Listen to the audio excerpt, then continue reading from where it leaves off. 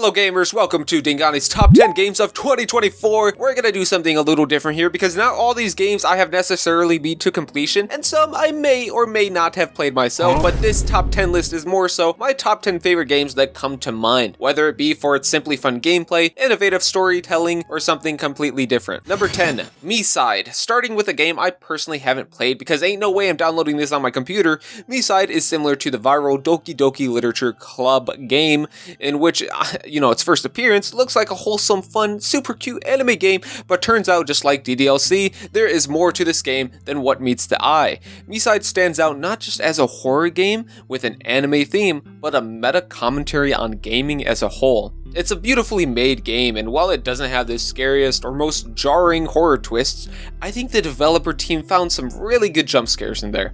Not only that, but the Mirai developer team has packed this game with Easter eggs, mini-games, fascinating worlds, and more. It's been a treat to watch some of my favorite content creators play this game because it's well made, it's interesting, and it's funny at times too. Number 9, Mario and Luigi Brothership. Now this is a game. A very good one at that. After Mario & Luigi Superstar Saga plus Bowser's Minions that was released in 2017, I thought that was it for the Mario & Luigi series, with Alpha Dream shutting down after filing for bankruptcy.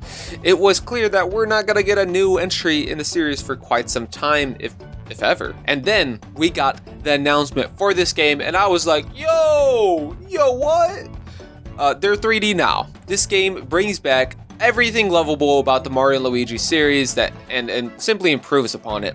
Fun RPG gameplay with lovely to look at visuals, and the new characters being introduced along with an entirely new world. It's fun and lighthearted, a great way to spend your time if you ask me.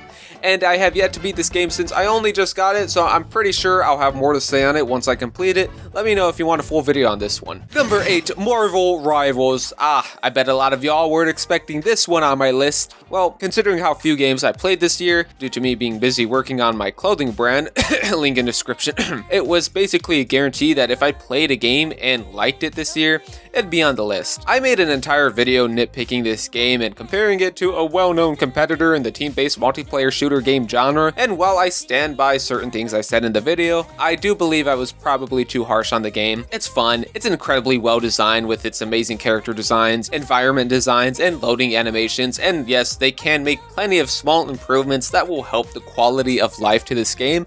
I think the game's in a really good spot overall. Number 7, Spark 3 The Electric Jester. If you've ever played the Sonic adventure games and missed that feeling of high-speed, fun gameplay that some of the newer Sonic entries don't offer, Spark 3 The Electric Jester has you covered. And don't get it twisted, this is not a Sonic game. This is its own thing in the best way possible. For being an indie game, its gameplay is ridiculously well polished, and it's simply fast-paced action-adventure gaming at its best. As of writing this, it's on sale for only $12.49, which is just a stupid good deal. So please consider getting it because I had so much fun with this game, and yes, it is a fairly short game, but if you want to 100% it, you definitely have a good amount of content on your hands. Great character designs, amazing level design, and a surprisingly deep story for a series that I personally knew nothing about before playing this. Number 6, Go. Yes, I'm serious. I told you I didn't play a lot of games this year. Go was oddly enough a game that I played a little bit this year, and the main reason, essentially the only real reason I decided to download a mobile version of this game was because of a documentary I watched called AlphaGo, the movie by Google DeepMind. And I'm not here to praise a multi-billion-dollar entity like Google, but this documentary is so interesting because it shows the progress of AlphaGo, the AI computer that plays Go, and we take it for granted now, but at the time, a computer can never be a high-skilled Go player. For those who don't know what Go is, it's a game that's over 4,000 years old, and you simply place these little circular pucks on the board, taking turns to try and surround the most space, claiming it as yours, and whoever conquers the most space wins. That's a pretty scuffed description, but you get the idea. What makes Go different from a game like chess, for example, is the number of moves. Compared to chess, it's 10 times the amount, and it's such an abstract game that for so long, it wasn't able to be played well by a computer until DeepMind cracked the code per se. This documentary not only shows the progress of the AI, but it shows the battle between AlphaGo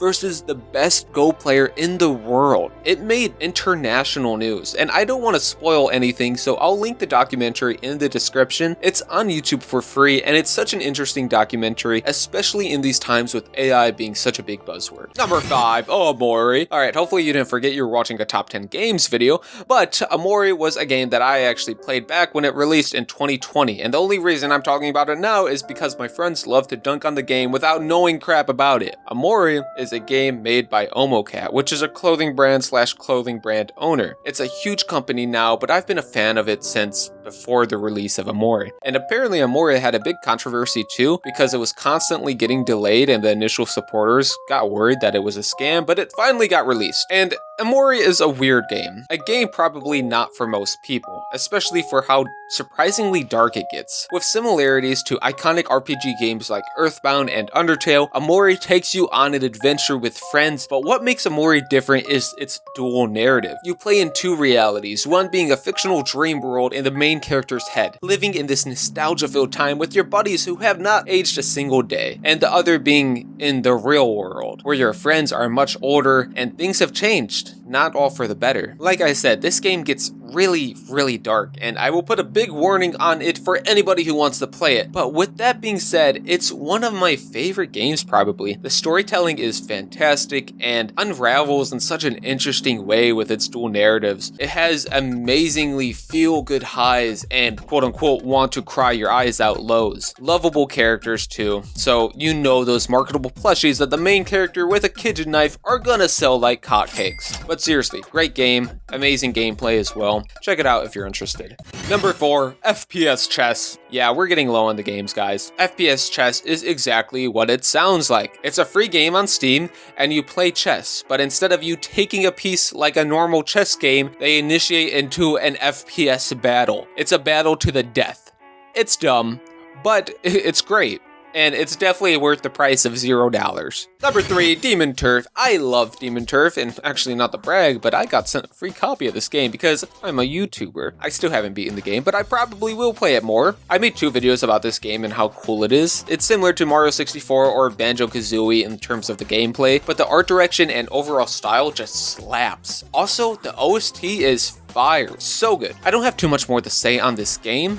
To be honest, there are some flaws with the game overall. Some of the enemy battles can feel clunky, so if you're going to get a game by the Fabras team, wait until Demon Tides, which was a recently announced full-on 3D sequel to the previous game, being Demon Turf. So, Team Fabras, if you want to send me a free copy, I might just beat it this time. No promises. No, seriously though, this game looks super cool. I can't wait for it.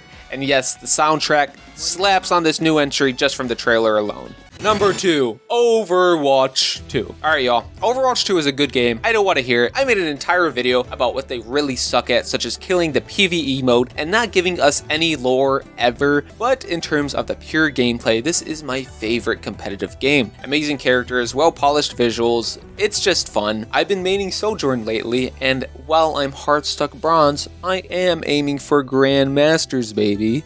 Just give me some time. I need a lot of time. Number 1, Paper Mario, The 1000-Year Door. Guys, this is the best Mario game of all time. I love this game, and the Switch remaster has only grown my love for this game. It's just the best. It's so creative with its world, and while I do enjoy the Mario and Luigi series, nothing will come close to the lively world of The 1000-Year Door with places like Rogueport, Hooktail's Castle, and Petalburg. The characters in this game are unlike any other Mario game, including every Paper Mario since this one. Goombella is awesome, Koops is awesome, Ms. Mouse is awesome. I wish the new Mario entries had this level of creativity with their characters and locations, but for now, I will happily replay one of my favorite games of all time, remastered. Alright guys, thank you for watching. This list is not in any specific order, by the way, except for Paper Mario, because that game is goated. But I hope y'all have a great day. Check out my cool merch. I got some good sales, and you would support an independent clothing brand. You know, it's pretty cool. Check it out. We got Bear Boy. It's pretty cool, you know? These are my mascots. Link in the description. You already know what it is. But I will be playing Paper Mario, and maybe eventually beat Demon Turf. Maybe. One day. Perhaps. 21 p.m. man, what you know about the plan? Never had a fan, I don't even get the fan. What? Huh? From my hard work